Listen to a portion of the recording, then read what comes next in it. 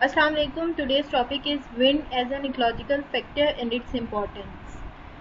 So basically सबसे पहले देखते हैं what is wind. Strong current of air is known as wind. ये wind की आप definition करेंगे और इसके साथ बताएंगे that it is an important ecological factor. जब एयर एक मैक्सिमम स्पीड पे एक पर्टिकुलर स्पीड पे चलती है तो उसको हम कहते हैं कि वो विंड है और ये प्लांट लाइफ को बहुत ज़्यादा डायरेक्टली इफ़ेक्ट कर सकती है। प्लांट चाहे वो प्लेन्स पे हो, चाहे वो कोस्टल एरियाज के अंदर हो या फिर माउंटेन्स वगैरह पे हाई हिल्स पे हो, ये विंड जो है वो प्लांट्स को डायरेक्टली इफ़ेक्ट कर सकती है क्योंकि इससे ट्रांसपायरेशन रेट जो है वो इंक्रीज़ या डिक्रीज़ हो सकता है। विंड जो है वो कितनी तेज़ी से चल रही है उस हिसाब से ट्रांसपायरेशन रेट प्लांट्स के अंदर इफ़ेक्ट होता है। इसके अलावा अगर विंड जो है वो बहुत स्ट्रॉन्ग चल रही है तो उससे मैकेनिकल डैमेज प्लांट्स को, जैसे अक्सर पौधे वगैरह या दरख्त टूट जाते हैं जब बहुत ज़्यादा आंधी वगैरह आती है या बहुत ज़्यादा हवा चलती है, तो मैकेनिकल डैमेज जो है वो विंड कॉज कर सकती है। इसके अलावा जब विंड जो है वो ब्लो करती है तो उससे सीड्स, फ्रूट्स और पोलन जो है वो एक जगह से दूसरी जगह स्प्रेड हो सकते हैं क्योंकि विंड की वजह से प्लांट के ऊपर अगर कोई फ्रूट वगैरह लगा हो या सीड या पोलन हो तो वो प्लांट से अलग होकर एक जगह से दूसरी जगह बहुत इजीली स्प्रेड कर सकते हैं।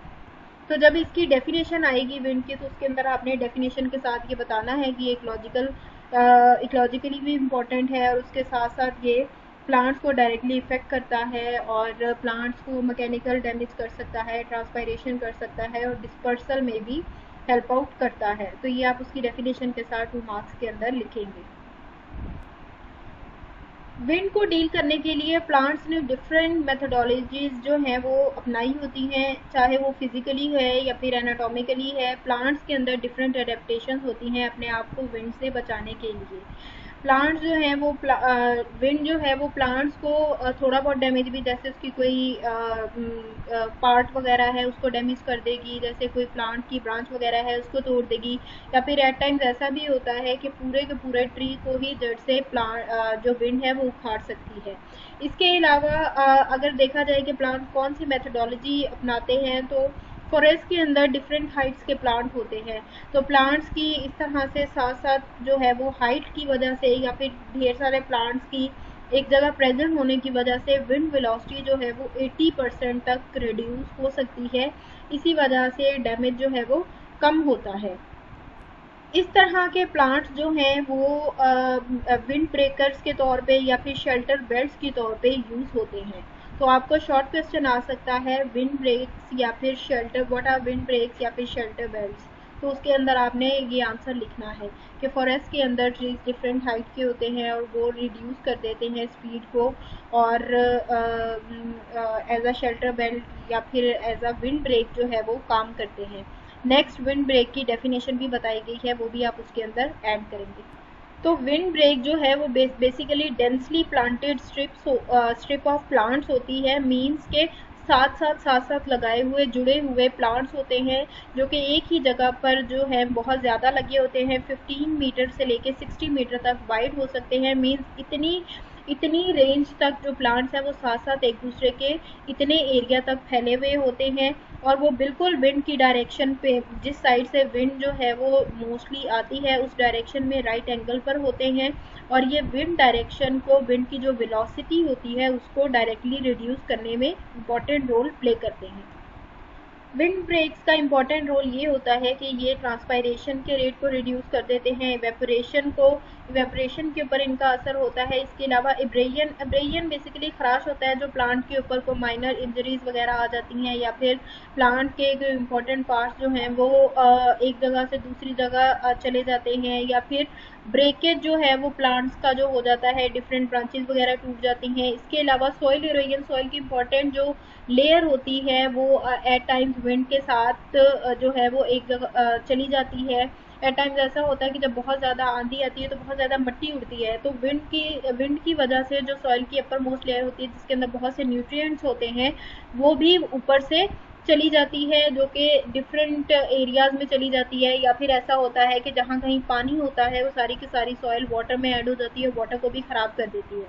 तो विंड ब्रेक्स जो है वो इन सारे लॉसेस को रोक देते हैं। तो यहाँ पर जब आपको विंड ब्रेक या शेल्टर बेल्ट की डेफिनेशन आएगी तो आप यहाँ से इसको स्टार्ट करेंगे कि wind break is a densely, और इसके बाद आप ऊपर वाला भी इसके अंदर ऐड कर सकते हैं कि 80% तक विंड की स्पीड को रोक देते हैं, रिड्यूस कर देते हैं। नॉर्मली स्पेशल टाइप के प्लांट्स और श्रब्स वगैरह जो फील्ड्स वगैरह होती हैं, या फिर ऑर्चर्ड्स का मतलब होता है बागात वगैरह, जिनके अंदर बहुत ज़्यादा फ्रूट्स वगैरह लगे होते हैं जिनको बेचकर लोग पैसा कमाते हैं। तो इन सब के आसपास बागात वगैरह के या फिर इंपॉर्टेंट फील्ड्स क्रॉप्स वगैरह लगी हों तो उसके आसपास लोग जो है वो दरख्त उगा देते हैं या फिर श्रब्स जो हैं वो लगा देते हैं। उसकी रीज़न ये होती है कि जो फील्ड होती है उन तक या बागात तक डायरेक्ट विंड का प्रेशर जो है वो फिर नहीं पहुंचता, क्योंकि आसपास जो है वो ट्रीज लगे होते हैं। तो प्रोटेक्शन के लिए ये चीज़ें लगा दी जाती हैं। बहुत से ऐसे भी एरियाज़ हैं, जैसे बहुत से माउंटेन एरियाज़ या फिर कोस्टल एरियाज़, जहाँ पर जो ट्रीज़ होते हैं उनकी कैनोपी जो उनका पूरा घेरा होता है वो एबनॉर्मल तरीके से बढ़ने लग जाता है। जहाँ पर ब्रांचेज जो हैं विंड की डायरेक्शन में होनी चाहिए उसकी जगह पर जो सेफ साइड है उस साइड पे उगने लग जाती हैं, तो वो इतना फ़ायदा जो है वो नहीं देती। विंड साइड मतलब कि जो विंड की साइड पे, जिस साइड से विंड आ रही है, विंड की डायरेक्शन में उगने की जगह लीवर्ड साइड होती है जो सेफ साइड होती है। तो उस साइड पे उगने की जगह जो जहाँ पर ज़्यादा ज़रूरत होती है उस साइड पे उगने की जगह दूसरी साइड पे उगने लग जाती हैं।